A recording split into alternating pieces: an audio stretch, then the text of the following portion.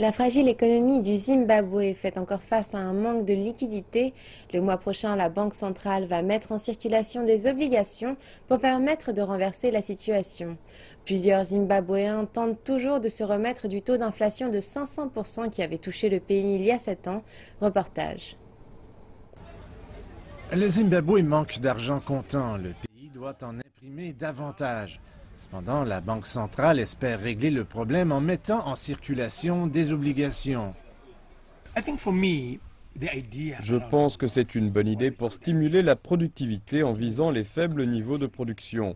Mais il semble aussi clair que la Banque centrale aurait dû faire un meilleur travail pour communiquer.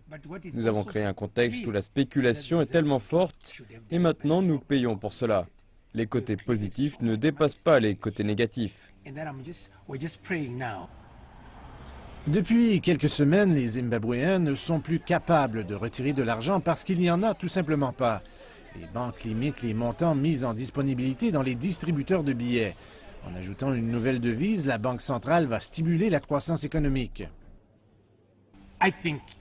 Je pense que le message que doit faire passer la Banque centrale d'abord et avant tout, c'est que les obligations s'en viennent, qu'il n'y aura pas de dollars américains et que l'argent des épargnants est en sécurité. Si vous examinez ce qui s'est passé lors des 2 dernières semaines, les gens se sont rués sur les banques pour retirer leur argent. Il y a une certaine panique qui s'est installée. Le Zimbabwe utilise le dollar américain depuis 2009, après l'effondrement de sa propre devise. Depuis ce temps, le pays a adopté un système à plusieurs devises, le rand sud-africain, l'euro et le yuan chinois. Certains citoyens sont optimistes que les obligations vont régler la question et amener des changements qui sont attendus depuis longtemps.